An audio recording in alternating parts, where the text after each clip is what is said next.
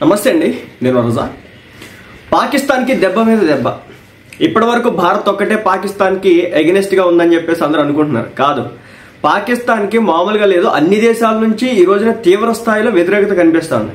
China ఏదో ప్రేమ వలకపోస్తుంది, ఎందుకంటే India మీద చైనాకు పగ ఉంది కాబట్టి అది తీర్చుకోవడానికి పాకిస్తాన్ ఒక ఆయుధంలో ఉంటుంది కాబట్టి చైనా ఈ రోజున ప్రేమ పలుకులు అయితే పలుకుతోంది.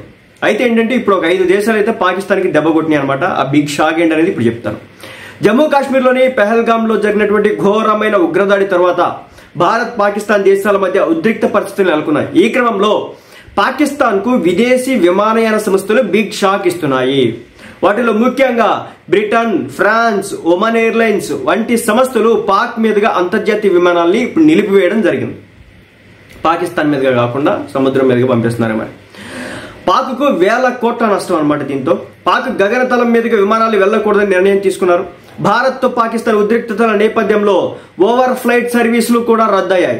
విమాన సర్వీసుల రద్దుతో పాక్కు వేల కోట్ల నష్టం వాటిల్లుతోంది. గతంలో గగనతలంలో తిరిగినటువంటి విమానాలకు భారీ ఛార్జీలు వసూలు చేసేది పాకిస్తాన్. అయితే ఇప్పటికే భారత్, స్విట్జర్లాండ్, ఇటలీ, పోలాండ్ ఈ దేశాల విమానాలు పాక్ గగనతలం మీదుగా విమానాలను రద్దు చేసుకున్నాయి. కాగా దారుణంగా ఆర్థిక ఇబ్బందులు కురుకుపోయినటువంటి పాకిస్తాన్కు ఇది నిజంగా బిగ్ షాక్ అని చెప్పాలి. పాకిస్తాన్ విమానాలు కౌలాలంపూర్ సహా మలేషియాలోని ఇతర నగరాలు, సింగపూర్, థాయిలాండ్ వంటి ప్రాంతాలకు వెళ్లాలంటే మన భారతదేశ గగనతలాన్ని అది ఉపయోగించుకొని దాటాల్సిందే. కానీ ఇప్పుడున్నటువంటి ఆ పరిస్థితుల్లో అది భారత్ మీద కాకుండా చైనా లేదంటే శ్రీలంక వంటి దేశాల మీదుగా పొడవైన మార్గాల్లో విమానాలు పాకిస్తాన్ చేరుకోవాల్సి ఉంటుంది. ఇరాన్, ఆఫ్ఘనిస్తాన్ లేదా సెంట్రల్ ఆసియా దేశాల మీదుగా రీరూట్ చేయాల్సి ఉంటుంది. ఇది పాకిస్తాన్ కు జియో పొలిటికల్, లాజిస్టికల్ సవాళ్ళను తెచ్చిపెడుతుందని చెప్పాలి. సో మొత్తానికైతే ఇప్పటికే నేను కొన్ని వీడియోల్లో కూడా చెప్పినాను, పాకిస్తాన్కి అన్ని రకాలుగా భారతదేశం ఒక్క రోజులో $3 లక్షల పే చేస్తుందంట. ఎందుకు? వాళ్ళ భూభాగాన్ని ఉపయోగించుకున్నందుకు, ఎయిర్ స్పేస్ను ఉపయోగించుకున్నందుకు.